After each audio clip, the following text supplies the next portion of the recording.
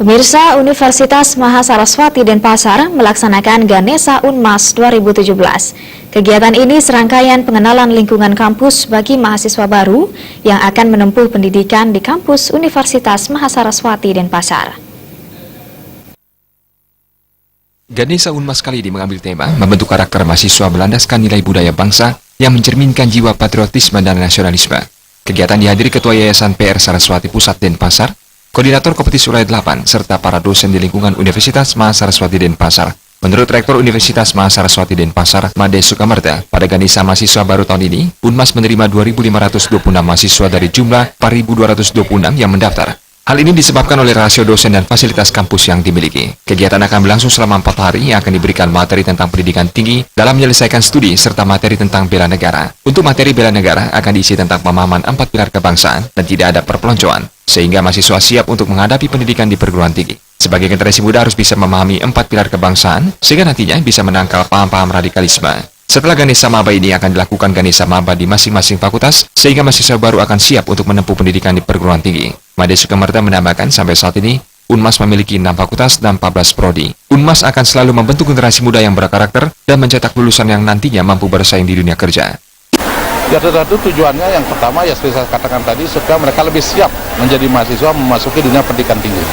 Yang kedua, mereka sebagai generasi muda, supaya dengan diberikan materi tentang bela negara itu sendiri, bahwa mereka sebagai generasi muda bertanggung jawab tentang kehidupan bangsa ke depan ini.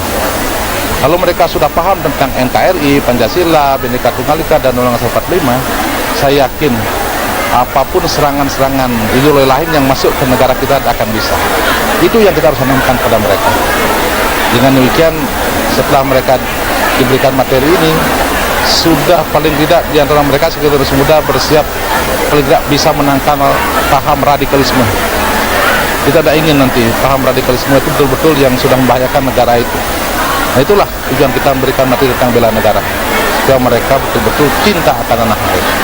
Dan materi yang akan diberikan kepada mereka disesuaikan dengan jurusan dan fakultasnya. Dengan demikian, materi dari pusat dan fakultas itu lengkap sudah, sehingga mereka nanti lebih siap jadi mahasiswa. Kalau sudah mereka siap jadi mahasiswa, artinya mereka nanti akan bisa menyelesaikan studi tepat waktu, karena sekarang ini ada pembatasan. Kuliah di perguruan tinggi tidak bisa lama-lama, maksimal 7 tahun untuk S1 ya.